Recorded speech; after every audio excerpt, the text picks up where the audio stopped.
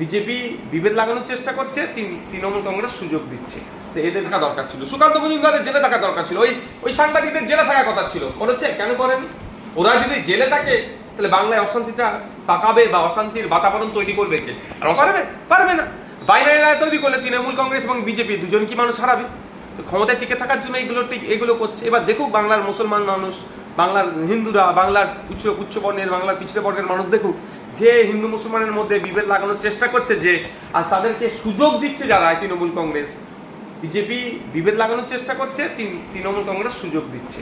তো এদের বিরুদ্ধে ঐক্যবদ্ধ হয়ে ভোট করতে হবে, কি হবে না। 26,000 এসএসসির চাকরি বাতিল হয়ে গেছে হাইকোর্ট এবং সুপ্রিম কোর্টের নির্দেশে। 32,000-এর মামলা চলছে। আমরা সূত্র মারফত খবর পেলাম যে প্রশাসন, এই তৃণমূল সরকারের আমলে যে পুলিশ প্রশাসন নিয়ে গেছে তার মধ্যেও ব্যাপক দুর্নীতি, খুব তাড়াতাড়ি সেটাও মামলা হাইকোর্টে হবে। কি বলবেন?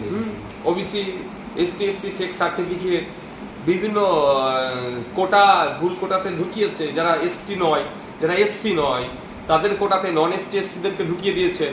তো অন্যায় করেছেন তো মামলা হবে। এই 32,000-এর যেটা 26,000 তো বাতিল হয়েছে, এটা তো রাজ্য সরকারের গাফলতি, রাজ্য সরকারের দুর্নীতি, এসএসসি পর্ষদের দুর্নীতির জন্য বাতিল হয়েছে, এমনি তো বাতিল করে দেয়নি। বিকাশ বাবুর নামে দোষ হচ্ছে, স্বামীনাথের নামে দোষ হচ্ছে, বিক্রম বাবুদের নামে দোষ হচ্ছে, এদের তো কি দোষ? এরা মামলা করেছে, এরা সরকারের চুরিটাকে ধরিয়ে দিয়েছে। সরকারের তাবড় কোটি কোটি টাকা খরচ করে উকিল দাঁড় করিয়ে চুরিটাকে লুকাতে পারেনি, চুরিটা ধরিয়ে দিয়েছে, কোর্ট এরা ডিসিশন দিয়েছে। তো 32,000 হয়তো আগামী দিনে 32,000 বাতিল হতে পারে, কারণ যেভাবে দুর্নীতি করেছে।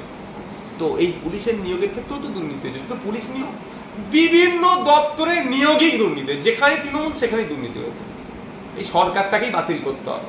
এই 26,000 চাকরি বাতিল, 32,000-এর কি হবে, পুলিশের কি হবে, ওইসব না ভেবে এই সরকারকে বাতিল করুন, গণতান্ত্রিক প্রক্রিয়াতে পশ্চিমবাংলায় দুর্নীতি বন্ধ হয়ে যাবে।